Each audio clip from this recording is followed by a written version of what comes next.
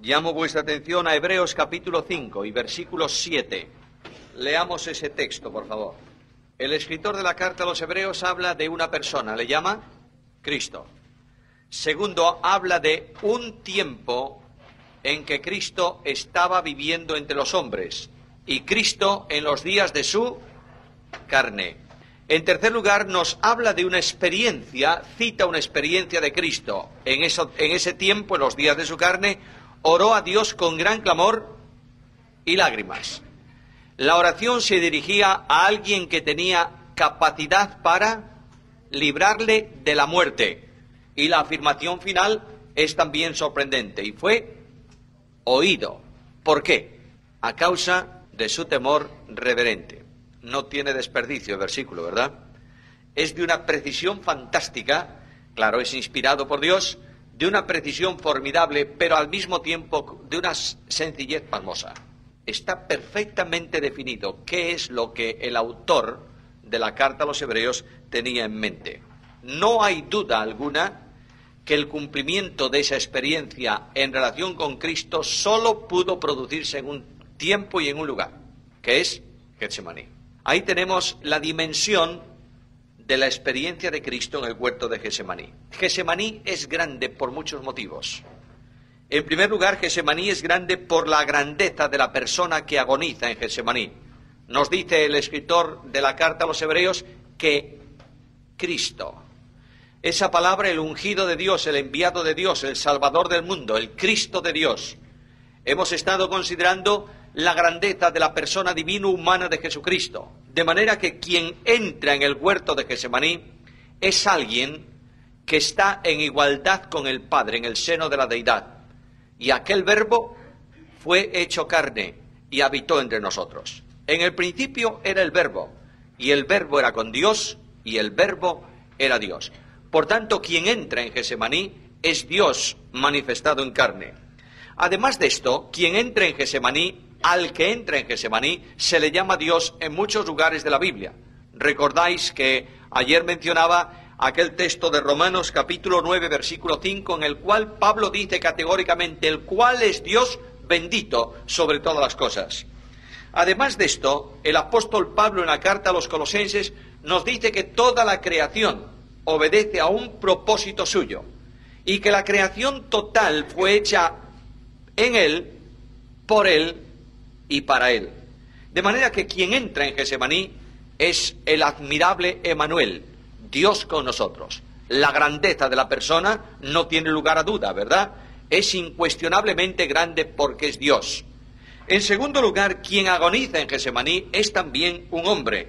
La Biblia enfatiza tanto la deidad como la humanidad de Jesucristo. Es notable ver que en el prólogo del Evangelio de Juan el equilibrio es perfecto.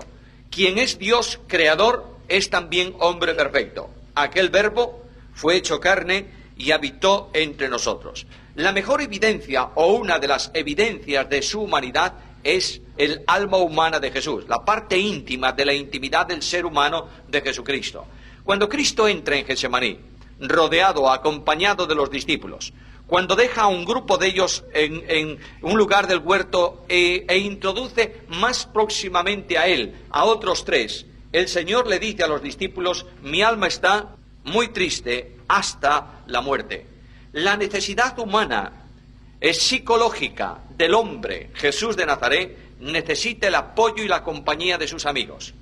Cuando una persona está en un momento de crisis, de dificultad, de debilidad, de lo que sea, automáticamente busca la compañía de otros, que le ayuden, que le consuelen. Es la misma experiencia, por ejemplo, de Job. Job está rodeado de problemas, de angustia. ¿Quiénes vienen a consolar a Job? Sus amigos. Aunque no lo hayan hecho bien, vinieron a consolarlo. No hay nadie que no necesite un amigo. Y dice la Escritura que hay a veces amigos más próximos que los mismos hermanos. En la Iglesia de Cristo, los creyentes debiéramos encontrar permanentemente ayuda en nuestros hermanos. Son algo más que nuestros amigos, son hermanos espirituales. No todos tenemos la obligación de ser amigos en el sentido de una relación de intimidad. Dentro del mismo círculo de los apóstoles había tres. que tenían unas características especiales y siempre estaban juntos. Pero eso no significa que no fuesen todos hermanos y no significa que no tuviesen todos comunión. Lo que ocurre es que dentro de la organización humana, que comprende también a los creyentes, podemos seleccionar amigos con los que tenemos una relación de intimidad mayor. Lo que no puede haber o no debe haber en la Iglesia de Cristo, por supuesto, son enemigos, y en segundo lugar, no debe haber nadie despreocupado de su hermano. Cuando entramos en el análisis de lo que ocurre en Getsemaní, hablamos de agonía, de una lucha en el interior del alma, en el interior de la misma esencia de la personalidad. Nadie puede llegar a comprender esta dimensión, sino aquel que agoniza. Pero tenemos una referencia aquí a lo que ocurrió, y es necesario detenernos en ella. En la Biblia aparecen momentos de angustia crítica para grandes hombres de Dios. La Biblia presenta a por lo menos dos grandes hombres en el Antiguo Testamento en la experiencia de una angustia depresiva. Uno de ellos es el profeta Elías. ¿Conocéis la historia de Elías? Elías llega a un momento de angustia tal en la vitalidad íntima de su ser, que Elías se echa debajo de un árbol y que dice: quiero morirme. No lo expresa con esas palabras, pero la intención de Elías es esta. ¿Cómo está Elías en ese momento pasando una experiencia de profunda depresión? Y cuando el Señor Dios del cielo viene junto a Elías, le recomienda la medicina natural para una depresión. ¿Sabéis cuál es? En primer lugar, alimento, comida.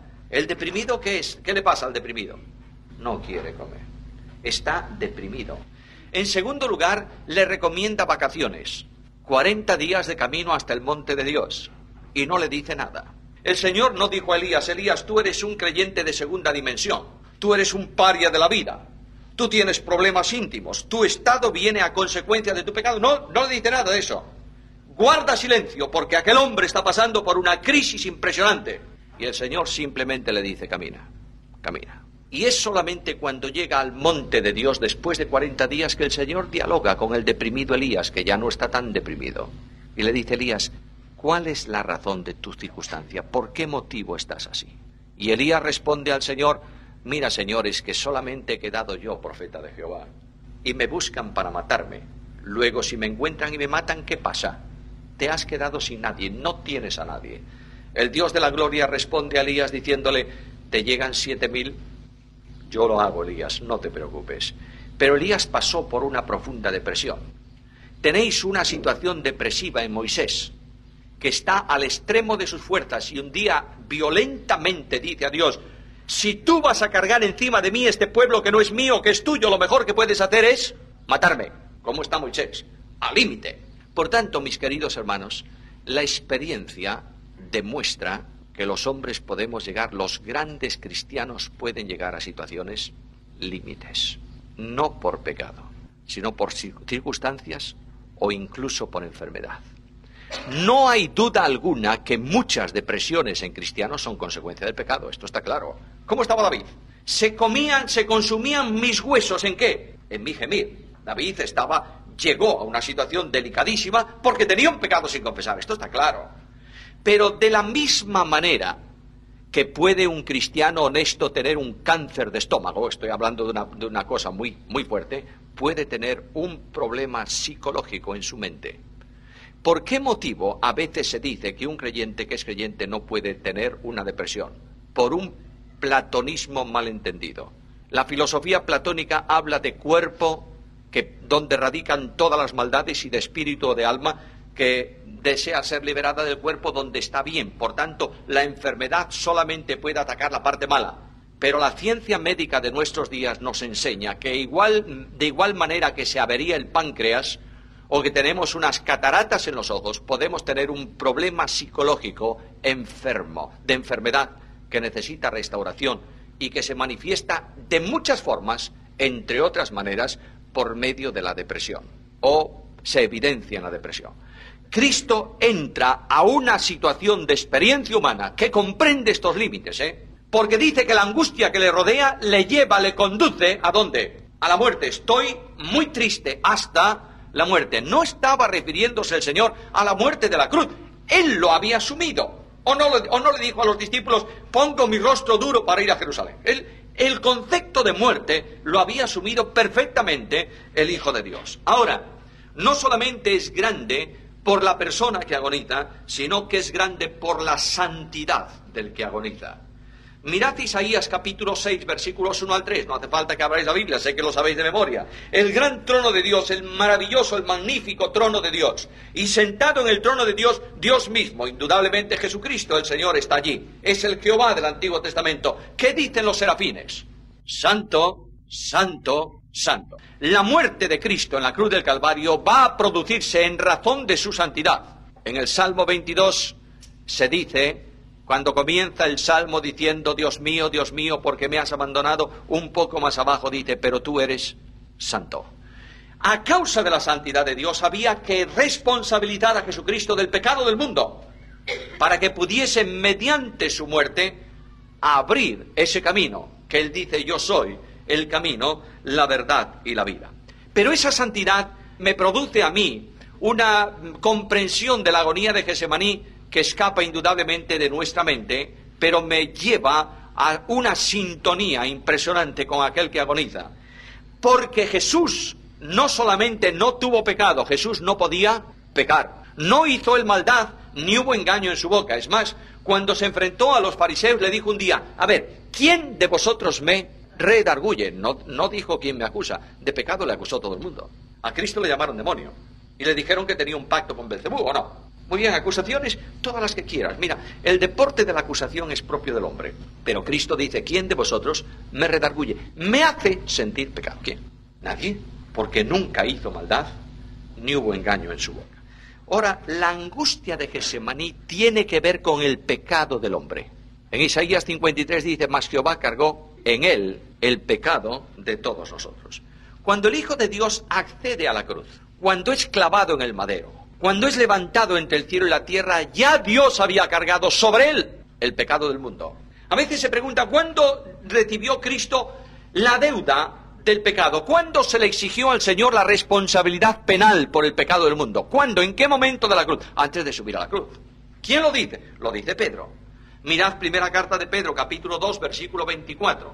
El cual llevó a sí mismo nuestros pecados sobre el madero. Luego, cuando el Hijo de Dios sube al madero de la cruz, es el reo que Dios ha establecido para el pecado del mundo.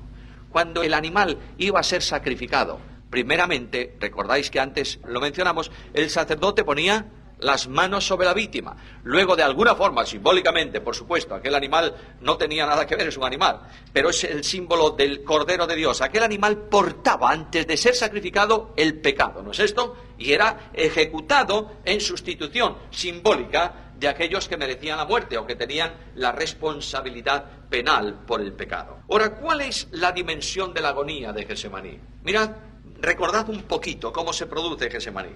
El Señor está enseñando en el aposento alto a los discípulos. El Señor se levanta de la mesa. Cuando va a salir tiene la oración intercesora, que se llama así, de Juan capítulo 17, paréntesis. Para mí la oración de Juan 17, aunque tiene mucho de intercesión, es esencialmente una oración de rendimiento de cuentas del siervo al dueño. Cuando Cristo comienza la oración, ¿qué dice? Padre, he acabado la obra que me diste que hicieras. Mira, observa. Lo que tú me pediste está hecho. Ahora, ya que está terminado y no tengo nada más que hacer, ahora voy a pedirte por estos que me has dado. Y comienza la oración intercesora. Pero es el siervo que dice al dueño, aquí no hay nada más que hacer. He terminado todo el programa que me diste. El Señor sale del aposento. Cruza, sin duda, las calles solitarias de Jerusalén. Están celebrando la Pascua. Atraviesa el torrente de Cedrón y sube la cuesta hasta el Monte de los Olivos. Y en el Monte de los Olivos entra en el huerto con los discípulos. Quedan 8 allí delante, otros 3 acompañan al Señor y comienzan las oraciones de Jesús. Las oraciones de Cristo no han sido unas oraciones brevísimas como los evangelios sintetizan. Si es posible, pase de mí esta copa, mas no mi voluntad sino la tuya. El Señor ora largamente en Getsemaní. Tanto es así que cuando despierta cada vez a los discípulos, ¿qué les dice? ¿No habéis podido velar conmigo cuánto tiempo? 1 hora. Es verdad que los judíos Cuentan las horas completas como inicio de la hora. Por eso, un día para un judío podía ser desde la puesta del sol hasta la puesta del sol del otro día, o podían ser unas cuantas horas del día siguiente. Pero no importa. El hecho es que si los discípulos son capaces de dormirse, quiere decir que el Señor oró largamente en Getsemaní. Las oraciones de Cristo están rodeadas de angustia. El sufrimiento del Señor no es un sufrimiento externo, es un sufrimiento interno. Y la agonía se expresa en oración. Cristo agoniza, y la postura de Cristo ya evidencia cuál era la carga moral que había sobre Jesús. Las oraciones comienzan de rodillas, pero la última oración se hace tendido en tierra. Tan largo como Jesús era, estaba puesto en tierra. Y en medio de esa tremenda conmoción de angustia vital, Dios envía del cielo un ángel para confortarle. ¿Qué le dijo el ángel a Jesús? Todos nosotros necesitamos un estímulo, ¿verdad? Para hacer una cosa. Un músico estudia solfeo, que es una pesadez tortuosa. ¿Por qué? Porque tiene ilusión de poner las manos sobre un teclado y sacar música. Un concertista dedica muchas horas de trabajo diarios a su instrumento. ¿Por qué? Porque quiere hacerlo sonar bien. Por tanto, hay un estímulo. Cristo como hombre necesita un estímulo para la cruz. Él la asume como parte de su obra. Ya está asumida. Pero el hecho de entregar la vida voluntariamente exige necesariamente un estímulo desde el plano de su humanidad, ¿verdad? El Padre Celestial le envía un ángel para fortalecerlo o confortarlo. No sabemos qué le dijo, pero Hebreos dice que por el gozo puesto delante de él sufrió la cruz. Luego, el tremendo gozo de una obra realizada, la perspectiva de un pueblo alcanzado, la comunión de Dios con los hombres en una intimidad como jamás existió en la historia de la humanidad, es el estímulo que Jesús, el hombre, necesitaba para superar un problema capital. ¿Sabéis cuál era? La experiencia de la muerte espiritual. La muerte no es un estado de término, ¿verdad? Esto es lo que dice la filosofía. Tú lees calificación, significado de muerte, cese de la existencia, término de la vida. No, la muerte, lo sabéis todos, es un estado de separación. La muerte física es el estado de separación entre la parte orgánica, la parte física y la parte espiritual. El Señor dio el espíritu. ¿Qué pasó? Murió. Muy bien, ¿exterminó eso? No, porque la vida no se extingue. La vida sigue después de la muerte, ¿no es así? En una dimensión diferente, pero ahí está. Ahora, la muerte espiritual es el estado de separación entre el hombre y Dios a causa del pecado. El pecado hace separación entre el hombre y Dios, ¿no es esto? Bien, cuando Cristo asume la responsabilidad penal, va a experimentar él mismo el estado de separación entre el hombre Jesús y el Dios infinito en la cruz del Calvario. Dios mío, ¿por qué me has abandonado? ¿Por qué te alejas de mí? ¿Por qué estás distante? La intimidad personal de Jesús, el hombre, hablo desde el seno de su humanidad, que es donde está el conflicto, ¿verdad? ¿La humanidad de Cristo ha vivido en plena comunión con el Padre siempre o no? Y tanto y tanto y tantísimo que continuamente hay un diálogo entre él y el Padre. El Padre testifica, este es mi Hijo amado. El Hijo dice, esto que yo hago, lo hago porque lo recibí de mi Padre. El ministerio de Jesús, las palabras que Cristo habló no salían de él, en el sentido de ser él el generador, sino que él dice, todo cuanto yo digo lo he oído ¿de quién? De mi Padre. Las obras que yo hago, las hago porque el Padre está en mí y yo estoy en el Padre. De modo que a ese hombre Jesús, santísimo, absolutamente santo, impecable, inmaculado, se le presenta un problema. ¿Sabéis cuál es? A causa no de tu pecado, sino del pecado del mundo, vas a experimentar la separación de Dios. Cristo entra en una dinámica de angustia, de conflicto tan terrible que nadie puede imaginarlo, porque ninguno de nosotros somos santos, en el sentido de Jesús. Hablarle a Jesús, el hombre de Nazaret, de la separación, de un instante de soledad en donde el Padre no tiene nada que ver, en el sentido de comunión, de relación con su humanidad. Esto es impresionante, ¿verdad? Además hay otra cosa. Cuando se produce la muerte física de un hombre en la experiencia de la muerte espiritual, ¿qué ocurre? ¿Qué pasa cuando muere una persona que no ha creído en Cristo? Se va al infierno y comienza para él la experiencia que Apocalipsis llama la muerte segunda. El Señor, por supuesto, no iba a ir al infierno, esto está claro, porque es la humanidad del Hijo de Dios. Está responsabilizándose penalmente de nuestra deuda, y la paga del pecado, ¿qué es? La muerte.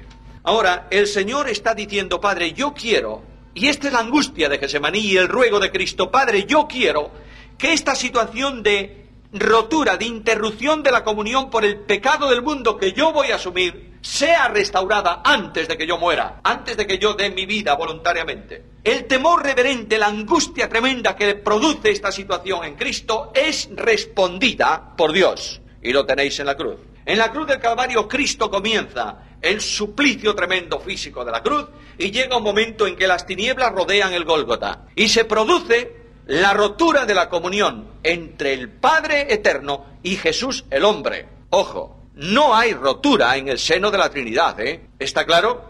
No hay posibilidad de rotura en el seno trinitario por una razón, porque participan de la misma esencia y de la misma naturaleza. Pero Jesús el hombre perfecto, el que va a dar su vida por los hombres, sí experimenta la soledad de la comunión con Dios. Y en ese momento el Señor dice algo. En ese momento el Señor está callado. Como oveja delante de sus trasquiladores, enmudeció, no abrió su boca. Y cuando pasan esas horas de tinieblas, cuando las ondas y las olas del juicio de Dios descienden sobre el Señor, cuando la vara de la justicia cae sobre el inocente, cuando la pena del pecado es reclamada a quien nunca hizo pecado, cuando la luz vuelve a alumbrar el Gólgota, el Señor comienza a recitar el Salmo. Dios mío, ¿por qué me has abandonado? Indudablemente el hebreo en ese salmo permite la traducción en lugar de en forma de pregunta, en forma de sorpresa, como si Jesús dijese: Dios mío, ¿por qué? De admiración me has abandonado. ¿Por qué has estado lejos de mí y de las palabras de mi clamor? La razón es que tenías que hacerlo para hacer la obra de redención. Y Cristo recita posiblemente todo el Salmo, aunque el evangelista escucha la primera palabra y toma esa palabra de los labios de Jesús. Y antes de morir, antes de dar su vida voluntariamente, Jesús ya no trata al eterno de Dios. Le vuelve a llamar Padre. Padre, en tus manos encomiendo mi espíritu. La comunión se había restaurado. Dios da por realizada la obra de la cruz en una sustitución perfecta. Solo queda la vida que va a entregar su Hijo voluntariamente, y antes de la muerte del Señor, la comunión con Dios queda restaurada para el hombre Jesús que entrega su vida, de manera que el Señor fue oído por su temor reverente. Ahora, ¿Cristo es modelo para la vida del cristiano o no? ¿Nosotros vamos a seguir una reproducción idéntica a la del Señor o no? Sí, el proceso nuestro es ser hechos semejantes a Cristo. Mirad el proceso. Primeramente, hay la experiencia de la separación con Dios, experiencia de la muerte espiritual. Segundo, la restauración de la comunión, ya ha sido restaurada, ya vuelve a haber la relación de siempre. Luego está la muerte física del Señor, en tus manos encomiendo mi espíritu, y luego se produce la resurrección física, digamos así, del Señor. El cuerpo ya no está en el sepulcro. Esta es nuestra experiencia de vida, ¿o no? Segundo punto es restauración. Cuando el Señor, después de las horas de tinieblas, vuelve a relacionarse con el Padre sin la interrupción. Ahora, el proceso de salvación es este. Nosotros estamos muertos en delitos y pecados, ¿no es esto? Cuando creemos en Cristo, Dios nos junta con Cristo, resucitados juntamente con Él. Tenemos una restauración de la comunión.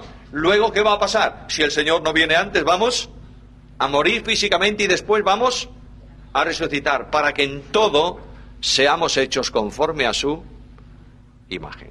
Ahora, Getsemaní es un lugar de soledad, ¿sabéis? En la cruz el Señor entra en sufrimiento físico, entra en experiencia de relación con Dios, pero en el huerto de Getsemaní Jesús está absolutamente solo, porque los discípulos, ¿cómo están? Durmiendo. De modo que Él se enfrenta al problema profundo de su humanidad en una soledad absoluta. Conozco testimonios de personas que en medio de profundas crisis personales estuvieron solos. Lamentablemente esto es muy típico entre nosotros, ¿sabéis? Cuando un creyente está pasando por un conflicto profundo, no siempre tiene la ayuda de sus hermanos. No siempre los pastores de la iglesia están cerca de él. Se encuentra como una oveja enferma y abandonada. Yo quiero alentarte si estás pasando por una experiencia semejante. Estás siendo conformado a la imagen de Jesús. Cristo estuvo solo. Y en medio de ese tremendo conflicto, la oración concluye con un canto de triunfo de Jesús, ¿o no? Vamos, vámonos de aquí. Ahora ya podéis dormir y descansar. El asunto está resuelto. Y aquellos pobres cansados de sueño, tensos por las palabras, van a acompañar un poquito de tiempo más a Jesús. Algunos van a estar dentro del patio de la casa donde se está juzgando al Señor, ¿verdad? Algunos, un grupo pequeño, va a estar cerca de la cruz. Un evangelista dice que estaban cerca de la cruz y el otro dice que estaban lejos. ¿En qué quedamos? ¿Estaban cerca o estaban lejos? A ver, otro paréntesis. El grupo entre los que estaban Juan y la madre del Señor y aquellos que habían venido, nos dice que estaban cerca de la cruz. Y el otro evangelista dice, estaban lejos mirando. ¿Cómo es eso? No, el mismo grupo. El mismo grupo. Para uno está cerca, para otro lejos. Es que en la crucifixión, especialmente en la crucifixión de Cristo, se produce un acontecimiento singular que impacta a la gente. Y en las horas de tinieblas, los soldados romanos con toda seguridad distanciaron de la cruz a las personas que estaban allí. Por tanto, estaban lejos en el sentido de que no podían acercarse más a la cruz, pero estuvieron permanentemente al lado de la cruz. Tan cerca que el crucificado dialogó con su madre y con su discípulo. El Señor estuvo rodeado siempre de los fieles que le siguieron hasta la cruz. Y Cristo nos dice esta mañana a cada uno de nosotros, venid, ¿qué? En pos de mí. Dios no nos está llamando a seguir a un glorioso rey, de momento. Nos está llamando a seguir las huellas de un crucificado. De ahí que Pablo diga, ya no vivo yo, estoy crucificado con Cristo. Es el seguimiento propio del discípulo del Señor, ¿sabéis? Es este el seguimiento, no es otro. No es el seguimiento de la grandeza en el reino, es el seguimiento del sufrimiento en la tierra. En el mundo tendréis aflicción. No esperes buenas cosas, pero espera la gloriosa compañía del Señor en medio de las pruebas. No tienes que ver a tus hermanos que no están sintonizando contigo. Puesto los ojos ¿en quién? En Jesús. La asignatura pendiente de los creyentes es el sufrimiento, ¿eh? No nos gusta. ¿Os gusta sufrir? ¿Qué va? A mí me fastidia una barbaridad. Pero tenemos que aprender a sufrir. No puedes entender a Cristo, el desprecio de Cristo no lo puedes entender si no hay alguien que te desprecie a ti. ¿Está claro o no está claro? No lo llegas a entender. No. Tienes que sintonizar con un desprecio singular en tu vida y en la vida de servicio, en el ministerio. Dios te prueba con profundos problemas, con desprecio, con golpes y con un montón de cosas, para que tú abras capítulo 53 de Isaías y digas, enmudeció y no abrió su boca, y entiendas desde la experiencia lo que de otra forma solo lo entiendes desde la inteligencia. No hay que buscar el sufrimiento, ¿eh? El creyente no es un masoquista, no. No busques el sufrimiento, pero estate dispuesto a sufrir por Cristo, ¿verdad? Yo quiero deciros algo a mis hermanos, especialmente a los jóvenes. Mirad, jóvenes, la situación de la Iglesia evangélica en España hoy por hoy está exigiendo de los creyentes comprometidos pagar un precio. El precio que hay que pagar es un precio alto. Supone que te apunten con el dedo, que te marginen de ciertos círculos y que te acusen de lo que no eres. Pero lo que tienes que tener muy claro es que tú no estás llamado a seguir a los hombres, estás llamado a seguir a Jesús. Que tú no estás llamado a seguir la historia de la Iglesia, sino a seguir los pasos del crucificado. Que tú tienes que acudir a la Escritura y cuando la Biblia dice blanco, es blanco, no es gris, es blanco. Y cuando tú te sitúas en honestidad delante de Dios, te das cuenta de algo. Tú no vas a ser juzgado por el tribunal de los hombres, vas a ser juzgado por el tribunal de Cristo, delante de quien vas a comparecer. Y yo, al menos yo, personalmente, no quiero, bajo ningún concepto, bajar mi vista avergonzado de los ojos del Señor. Aunque el mundo me rechace, y aunque tenga que morir solo en un monte, me da lo mismo. Necesitamos un cuerpo de iglesia honesto, que diga delante del Señor, aquí estoy, Señor, no importa para qué. ¿Qué quieres que haga? Y sigue las huellas de Cristo, por favor. Y comenzarás a sentir la paz de Cristo, y el gozo de Cristo, y la comunión con Cristo, y la victoria en Cristo, y serás distinto. Estamos viviendo en iglesias frustrantes y fracasadas, porque no viven a Cristo. Perdonadme, pero esta es la realidad. Estamos viviendo en un sistema donde los hombres comprometidos con la obra miran lo que puede ocurrir si hacen algo o dejan de hacerlo. Y tienen vergüenza y tienen miedo. Basta de esto, por favor, basta. Necesitamos una iglesia renovada por jóvenes que digan, quiero vivir a Cristo, no importa lo que, de la manera que sea. Y solo así estarás viviendo el resultado de Getsemaní. Solo así. Solo así. Y el sufrimiento de Cristo concluye en la cruz, ¿verdad? ¡Ay, la cruz! Y todo cuanto hay delante de la cruz. ¿Tú te imaginas a Cristo en el pretorio? Ya no hablemos de los golpes que le dieron en casa de Anás o de Caifás. Dejémoslo pasar. La Biblia dice que los judíos podían golpear a un hombre por un delito, ¿cuántas veces? 39 veces. Los golpes se le daban habitualmente en la sinagoga, 40 menos 1. Y el presidente de la sinagoga contaba. Terminó. Los romanos golpeaban lo que les daba la gana.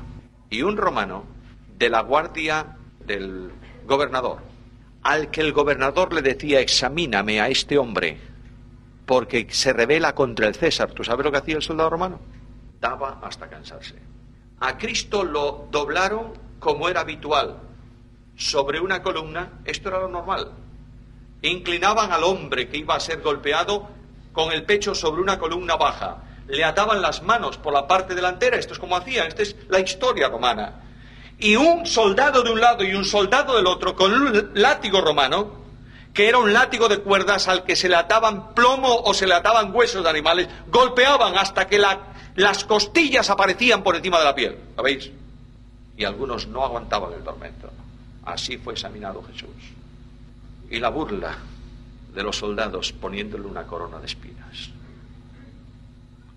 Y la presentación de Pilato de aquel que no era ni aparentemente un hombre, sangrante y deshecho, delante del pueblo. Y luego el camino de la cruz. Y luego el momento de la crucifixión. Los romanos habían descubierto un tormento impresionante, porque duraba muchas horas, ¿sabéis? El reo era acostado sobre el madero y no se le clavaba por aquí. Un clavo aquí puede rasgar toda una mano. El clavo se metía por aquí, entre estos dos huesos, de manera que no se desgarraba, ¿entendéis? De ahí que diga también la Biblia, no se quebró ningún hueso. Y esos especialistas hincaban el hierro y cortaban el nervio de la mano. Y el dolor era impresionante. Y luego pasaba el tiempo. Y como el cuerpo no estaba estirado, sino que el soporte de donde estaban clavados los pies era de menor longitud que la altura del cuerpo, el reo quedaba colgado normalmente de los brazos y los músculos del pecho se contraían, sufrían espasmos y no podía respirar, de modo que para respirar tenía que levantarse con los pies. Y así morían muchos asfixiados. Y finalmente, para que muriesen asfixiados de verdad, ¿sabéis lo que hacían con ellos? Le rompían las piernas. Un golpe certero con la parte de abajo de la lanza del hombre romano o con el martillo quebraba los huesos de las tibias y aquel hombre quedaba colgado y se moría asfixiado. ¿Qué os parece? ¿Qué os parece? Ahora, todo esto es tremendo, pero lo más importante para mí, ¿sabéis qué es, hermanos míos? Es una pregunta que yo me hago esta mañana. Yo me acerco por la fe a la cruz hoy. Quiero entrar en el sitio donde el Señor muere y contemplo al crucificado y veo la angustia y el dolor y la soledad y pregunto al Señor, ¿por qué mueres, Señor? ¿Por qué? Y la Biblia me responde, el Señor te amó a ti y se entregó a sí mismo por ti. Y cuando yo recibo esta respuesta me pregunto, ¿y qué podré yo darte a ti a cambio de tan grande don. E inmediatamente el alma cristiana siente el impacto de la gracia, ¿entendéis? Y es en ese momento de comunión, de identificación con Cristo, que tú puedes decir, como dice Pablo en Gálatas, lejos esté de mí gloriarme, sino en la cruz de nuestro Señor Jesucristo. Oh, hermanos míos, queridos míos, la cruz de Cristo está muy lejos del púlpito de la iglesia en nuestros días, ¿verdad? ¿O no? Hablamos de santidad, tenéis que ser santos. Ay, de aquel que vaya aquí y allá. No, por favor. ¿Por qué no presentas la cruz de Cristo? Es bastante. Y dices, el santo murió por el pecado tuyo. Déjalo. No digas nada más, es bastante. Deja que el Espíritu haga su obra. Deja que el grande, que se cree grande y que es el perfecto en doctrina y el grande de los grandes en la iglesia, el sumo, el dechado, el admirable, déjalo que se enfrente con la cruz y tenga que decir, mi gloria solo es la cruz de Cristo. Déjalo, por favor. Oh, hermanos queridos, es necesario retomar la cruz y ponerla en el púlpito de la iglesia, si no, no tenemos razón de vida. El Señor me amó a mí. De ahí que Pablo diga, cuando pide consagración, hermanos, os ruego por las misericordias de Dios. ¿Hay algo que puedes negar a Cristo esta mañana? ¿Tú? ¿Hay algo? ¿Eres capaz de decirle a Cristo por algo no, cuando Él dio todo por ti? Si lo haces, eres un ingrato y no has captado el amor de Jesús. Nada más impresionante que el amor de Cristo. Hace tiempo leía una hoja del diario de un hombre fundador de la obra misionera en Galicia, un hombre que fundó la iglesia en Marín. Tiene un montón de himnos en nuestro himnario, Enrique Turral. Este hombre escribía una carta que copió en su diario a Inglaterra, al Fondo Misionero Inglés, sobre la obra que él estaba haciendo, y dice literalmente esto. Me impactó tanto que la recuerdo de memoria. Dice, los creyentes de la iglesia son gente humilde, algunos marineros, otros labradores, que lloran cuando se habla de la cruz. El pueblo de Dios ha dejado de llorar y ha sustituido las lágrimas por las quejas. Vamos en un camino equivocado. Es necesario retomar el contenido de la cruz. Sentir la emoción esta mañana. Es bueno, la emoción sana de enfrentarse con los ojos del crucificado. No después, en la misma cruz. La palabra redención es una palabra, nosotros no tenemos más que un verbo, redimir. Comprar pudiera ser, pero la palabra, el texto griego tiene 4 verbos para hablar de redención. El primer verbo que se traduce como redimir es el verbo agorazo. Agorazo es un verbo, agora era, ¿qué era? La plaza pública, el mercado. Tú ibas a comprar y comprabas un objeto en el mercado, habías hecho un acto de agorazo, de comprar, de pagar un precio por algo. Aquí este verbo implica solamente el hecho de pagar un precio. Yo quiero comprar algo, ¿cuánto vale? Tanto, pago el precio. El segundo verbo es el mismo, pero con la preposición ec o ex. Ex, agorazo. Cada vez que encontréis esa preposición, bien así, porque vaya unida al verbo bien separada, que entonces la encontraréis como ec. Esa preposición siempre significa sacar algo. De manera que al verbo pagar se le añade un sacar. Es pagar y sacar. Por ejemplo, tú ibas al mercado. Había un esclavo. Decías, ¿cuánto vale? 100 denarios. Pagabas. El esclavo estaba todavía allí. De momento solamente era este verbo, agorazo. Pagaste. Segundo, tomabas al esclavo y te lo llevabas contigo. Ex, agorazo. Lo sacas del ágora. Ya no está a la venta. El Señor pagó y nos sacó, ¿no es esto? Pablo escribiendo a los colosenses, el cual nos libró del poder de la potestad de las tinieblas y nos ha trasladado al reino de su amado Hijo. El tercero es un verbo que no tiene nada que ver con este verbo, sino que es el verbo lutro o litro. Este verbo lutro o litro, me da lo mismo, pronunciad el griego paréntesis. Nadie sabe cómo se pronuncia el griego koiné, nadie. Se sabe cómo se pronuncia el clásico, el koiné no. De modo que cuando yo oigo a veces a una persona que pierde 3 minutos y medio diciendo si es dulo o doulos, me produce una cierta acidez de estómago. Que tradicionalmente se aceptó una forma y que la U se pronuncia como Y, está bien, hombre, no está. Lo que yo quiero saber es que este verbo significa sacar y cortar. De manera que lo que hace el que compre el esclavo lo saca del mercado. Primero paga agorazo, segundo lo saca ex agorazo y luego le corta las cadenas y lo deja en libertad. Aquí tenéis todo el concepto de redención. En primer lugar, el Hijo de Dios desciende del cielo para pagar un precio. Fuimos rescatados de nuestra vana manera de vivir, no con cosas corruptibles. Y para hablar de cosas corruptibles, habla de cosas incorruptibles. Oro o plata. Lo único que afecta al oro, que descompone el oro, es el agua regia, el ácido, ese tipo de ácido. El mercurio lo hace blanco, pero sigue siendo oro. Tú dejas un anillo de oro dentro de un pilón de agua, 45 años y medio, y a última hora estará un poco negro por fuera, pero sigue siendo oro. No se oxida. Dice, eso es incorruptible.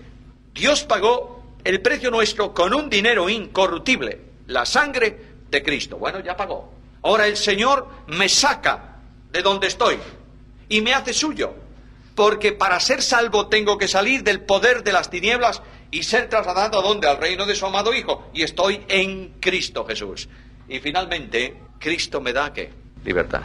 Somos libres en Cristo.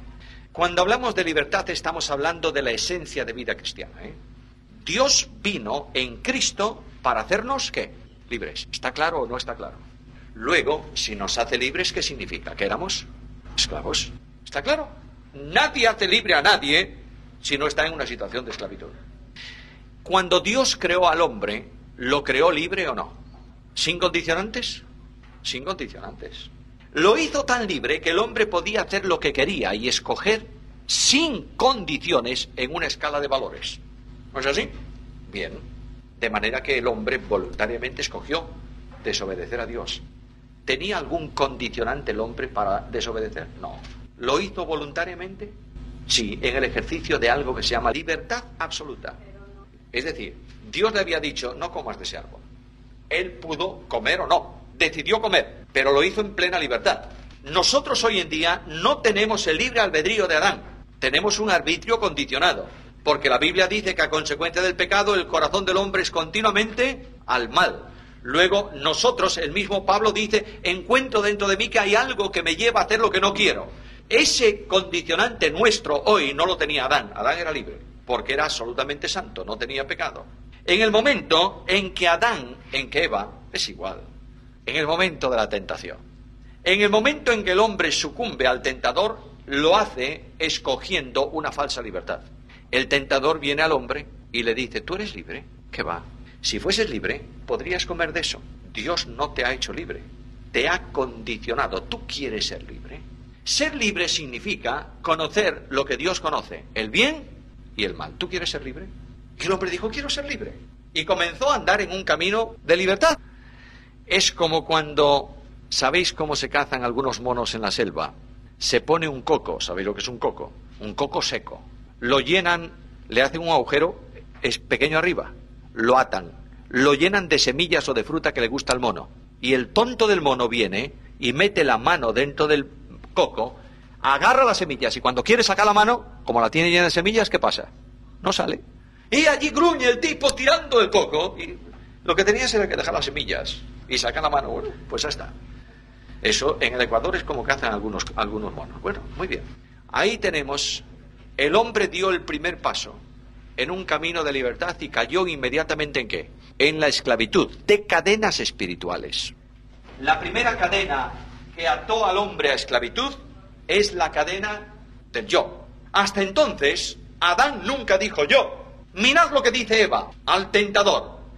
El Señor nos ha dicho, no comáis. Luego, ¿quién está? ¿Quién está primero en la vida de Eva? ¿Yo o tú? El tú de Dios, ¿no es así? Esta cadena de esclavitud forma parte de ti mismo. No puedes romperla tú, no puedes. No puedes, déjate tontadas. Tú no puedes luchar contra ti. Sería la autoaniquilación. Tú no puedes, ¿verdad que no? No. Segunda cadena que cayó sobre el hombre, la cadena de la carne. La carne es el sistema espiritual de oposición a Dios. que condiciona tu ética. Las obras de la carne son tal. ¿No es esto? Bien. ¿Tú puedes luchar contra esto? ¿Qué va, hombre? Si es tu naturaleza. Mira, cuando tú vas a visitar una oficina en España, ahora ya está prohibido fumar en las oficinas públicas, ¿verdad? Bueno, menos mal. Pero tú ibas a visitar una oficina pública a veces. Y resulta que era una oficina chiquita y fumaba todo el personal de allí, más todos los que estaban en la cola esperando ser atendidos. De modo que tú entrabas allí y a los 3 minutos de estar ya adentro te faltaba el oxígeno y se te ponían los ojos colorados. ¿Por qué motivo no resuelves el problema cuando estás en una situación? ¿Cómo puedes resolver tú el problema del humo dentro de un local lleno de humo? No respirando. ¡Qué sencillo! No te preocupes, hombre. Tú tienes problema con el humo, deja de respirar. Y tú dices... Y aguantas 1 minuto. Bueno, ya es aguantar. Pero no sabes que te hace daño, deja de respirar. ¿Pero cómo voy a dejar de respirar? Si es mi naturaleza, ¿verdad? Es mi naturaleza. No puedes hacer nada. Es tu naturaleza. Puede ser que no cometas adulterio, ¿verdad? Pero ¿cuántas veces has visto a la mujer del prójimo? O el marido de la prójima. ¿Cuánto? Y no me diga nadie historias, ¿eh? No me digan historias. Y no me diga nadie que un hombre muy espiritual es aquel que va por la calle y no ve pasar un monumento a su lado. Eso es una estupidez. Tú eres así porque eres tú, ¿no es así? Bien. ¿Puedes luchar contra esto tú? ¿Qué va? ¿Eres esclavo? Esclavo, con 2 cadenas. Tercera cadena, el mundo. Y esa cadena del mundo, no luches tampoco tú contra ella, no puedes. No améis al mundo ni las cosas. Ya he dicho muchísimas veces que las cosas no es la lista de prohibiciones que yo tenía cuando era joven en mi bolsillo, ¿eh? No la tenía físicamente, pero la tenía. De modo que mundo en mi tiempo, por ejemplo, era una cafetería. Eso era mundo. Por tanto, si te verían entrar en una cafetería, estabas entrando en él. Entonces, ¿cómo es la santidad desde esa óptica? Pues no comas, no toques, no gustes, no uses Colosenses 2, ¿verdad? Y hacemos una lista del mundo. Y yo tenía, perdonadme, es una ilustración, ¿eh? Yo tenía una lista de cosas del mundo. En el bolsillo derecho lo que podía, en el bolsillo izquierdo lo que no. O al revés, da lo mismo. Si eres del PSOE, cámbialo. Entonces, tú tenías eso. Llegabas a tu casa y sacabas la lista de prohibiciones. Shh, no soy nada santo. Oí música del mundo, fui a una cafetería, me colé en el fútbol, abrías la lista de cosas santas y bueno, vamos bastante bien. Al otro día, hombre, ayer hice 4, hoy hice 2, voy progresando. Pero a la semana que viene hice 16, hoy yo soy un carnal. Y andabas como un pordiosero, viviendo en la angustia de la religión, hasta que descubres que mundo no son cosas físicas. Las cosas físicas son utilizadas por el mundo, sí, pero el mundo, dice Juan, que las cosas del mundo son la concupiscencia de los ojos, la concupiscencia de la carne y la soberbia de la vida. Esas son cosas del mundo porque no proceden del Padre. ¿Está claro o no? Ahora, dentro de la concupiscencia de los ojos puede estar la televisión, ¿verdad? Pero yo puedo sentarme para ver un documental de animales en la televisión, ¿o no? Claro, pero si veo un documental de animales de 2 patas haciendo animaladas, pues claro que tengo la concupiscencia de los ojos por ahí, ¿cómo no? De modo que tan cosa del mundo es el pobre televisor, que es electrónica pura, como es cosa espiritual cuando se pone un culto de evangelización ahí. Bueno, pues ahí está. Además, las cosas del mundo también pueden ser los instrumentos musicales, ¿o no? Música del mundo. Que yo sepa, solo existe una música. Es música un poco más ruidosa o un poco menos ruidosa. Más rítmica o menos rítmica. No hay instrumentos espirituales y instrumentos carnales, ¿eh?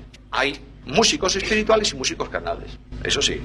Cuando un músico con poco sentido común, el sentido común es siempre el menos común de todos los sentidos. Tú le pones a un músico con poco sentido común una batería, en la iglesia es mejor que te vayas. Sobre todo, no se te ocurra sentarte en el primer banco, porque cada vez que el tipo le pega al bombo, el estómago te entra y te sale. Bueno, y resulta que descubro que en el cielo hay más bien guitarras que órganos, porque los ángeles dicen arpas, más bien guitarra, de tipo guitarra, una arpa cortita. Hermanos queridos, la música no es del mundo, ¿verdad? No, la música es para alabar al Señor. Pero yo vuelvo a las cadenas. ¿Estamos sujetos por cadenas o no? ¿Puedes librarte?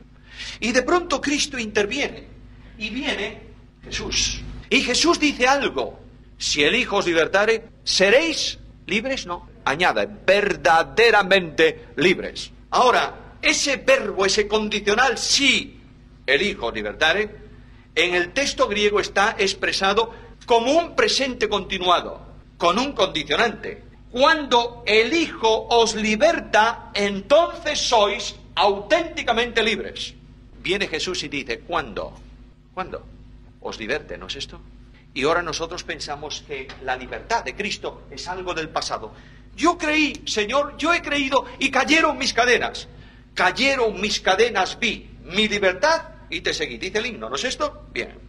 ¿Es verdad? Es verdad. Cuando el Hijo deja de libertarte un segundo, eres un esclavo de nuevo. No es algo del pasado, es algo permanente.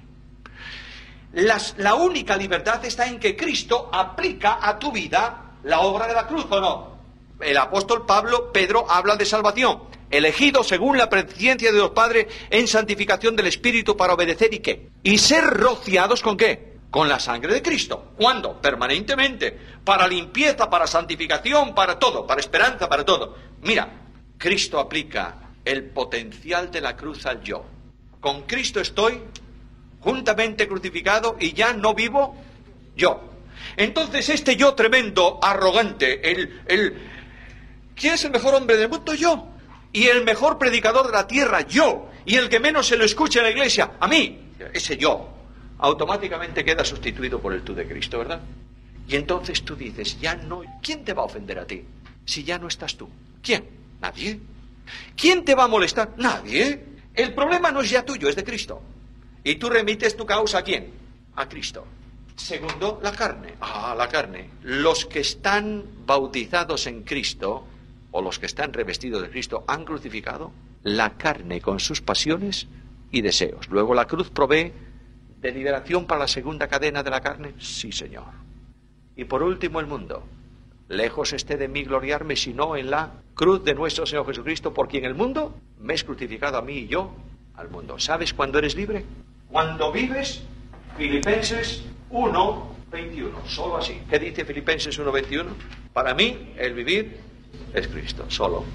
En el instante en que tú dejas de vivir a Cristo, eres un esclavo. Entiéndelo, por favor. En el momento en que dejas de vivir a Cristo, eres incapaz de perdonar a tu hermano. Entiéndelo. Porque ya eres el yo, ¿o no? No. Las tentaciones son otra cosa. Satanás vendrá a tentarte para que las cadenas vuelvan sobre ti. Las tentaciones no tienen nada que ver. Pero el hecho de que, ¿quién puede ofenderte a ti? Nadie, porque tú no eres nada. Vamos.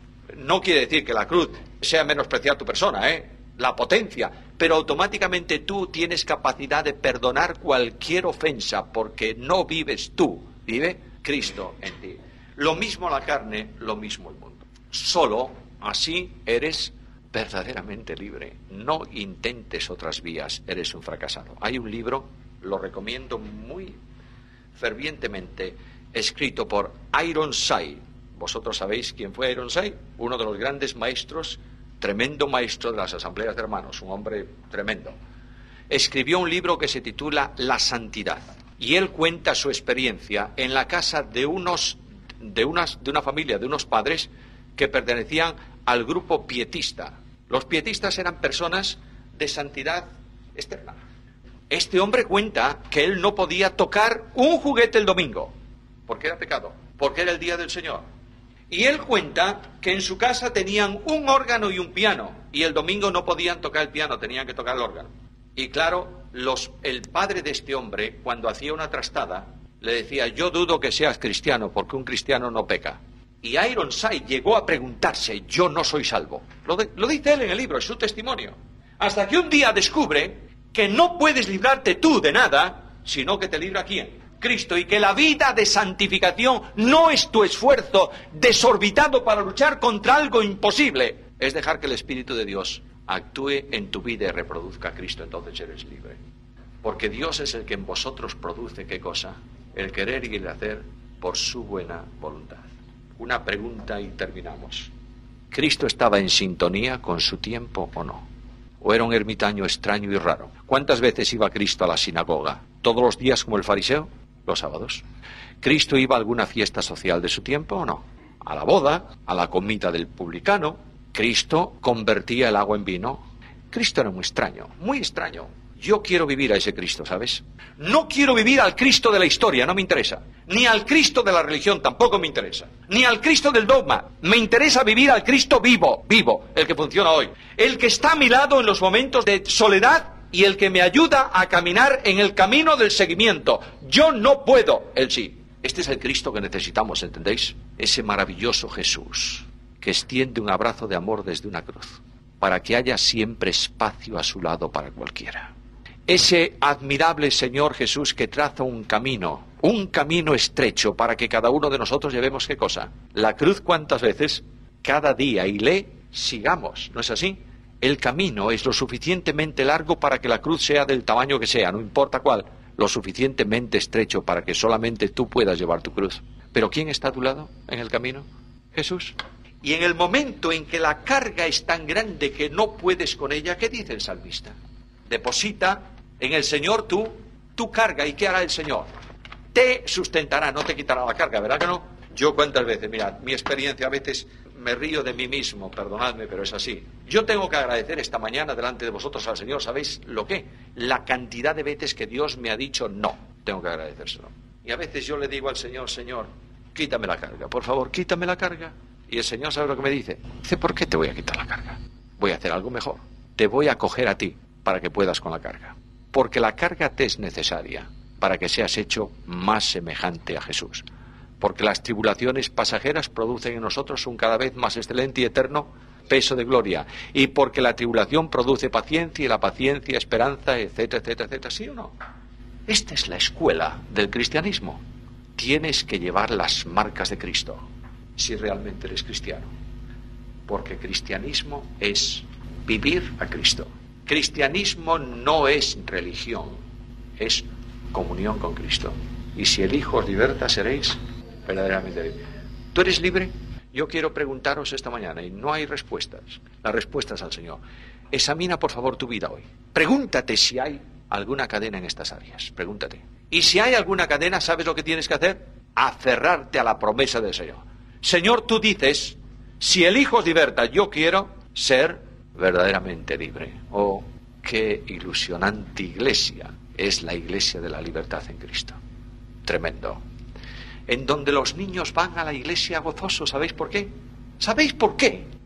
Porque van a disfrutar un ambiente de libertad en Cristo. Donde los jóvenes no escapan de la iglesia porque no tienen cargas impositivas, porque la carga que llevan, la llevan juntamente con Cristo y la carga es fácil y el peso muy ligero, ¿o no? Donde los mayores sienten la ilusión de una iglesia que ven crecer, dimensionarse y se gozan en una iglesia verdaderamente libre. Solamente la iglesia es libre cuando mira a Cristo, entroniza a Cristo y sigue a Cristo. ¿Está claro? Hermanos, que la gracia de Dios opere en nosotros para gloria de su nombre.